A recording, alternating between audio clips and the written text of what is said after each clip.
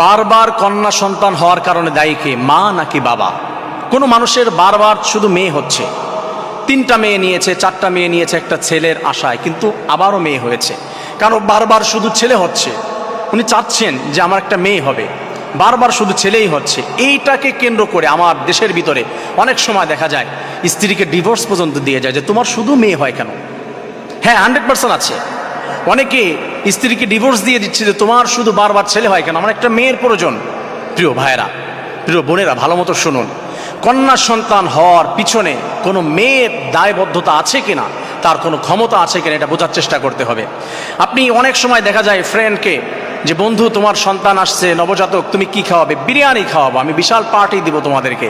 হঠাৎ করে ফোন দেওয়া হলো, বন্ধু কিরে তোর কি সন্তান হয়েছে? আরে বাদ দে, কেন?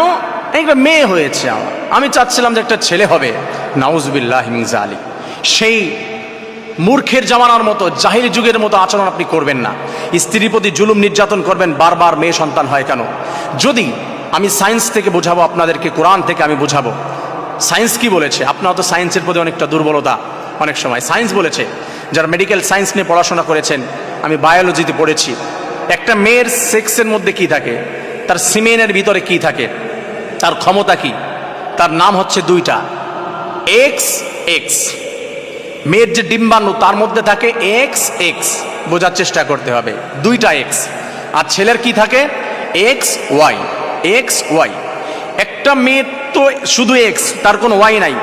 সে ছেলে এবং মেয়ে দুটাই দেওয়ার ক্ষমতা রাখে। এখন পুরুষটার ভিতরে আছে কি? X Y.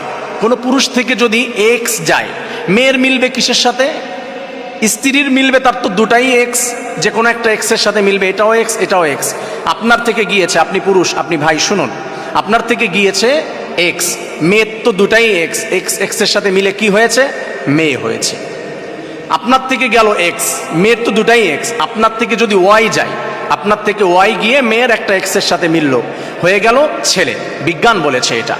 তা মেয়ের তো 2টাই এক্স, তার তো এক্স ওয়াইয়ের কোনো ক্ষমতা নাই। তা আপনার থেকে যদি আপনি দায়ী করেন যে বারবার কন্যা সন্তান হয় কেন, তাহলে আপনাকে দায়ী করতে হবে। আপনি কেন বারবার আপনার সিমেনের মাধ্যমে তার ভিতরে যেই শুক্রাণুটি দিচ্ছেন, আপনি কেন বারবার এক্স দিচ্ছেন? আপনি ওয়াই দেন না কেন? আপনার ওয়াই দিতে হবে। আপনি যদি ওয়াই দেন, তাহলে তাকে আপনি যা দিবেন তারটা কমন। আপনি যদি এক্স দেন, মেয়ে হবে, আপনি যদি ওয়াই দেন, ছেলে হবে। আমি মনে হয় বিষয়টা আপনাদেরকে বোঝাতে পেরেছি। আপনার থেকে যেটা যাবে সেটাই হবে। তার মানে মেডিকেল সায়েন্স বলেছে, যদি কোনো মানুষকে দায়ী করা হয় যে বারবার কেন কন্যা সন্তান জন্ম দিচ্ছে, বারবার কেন ছেলে সন্তান জন্ম দিচ্ছে, দায়ী করলে পুরুষকে করা যেতে পারে। হ্যাঁ, আপনি পুরুষ বলবেন আমার দায়ী কেন, আমি কি কষ্ট, আমি কি ইচ্ছা করে দিতে পারি?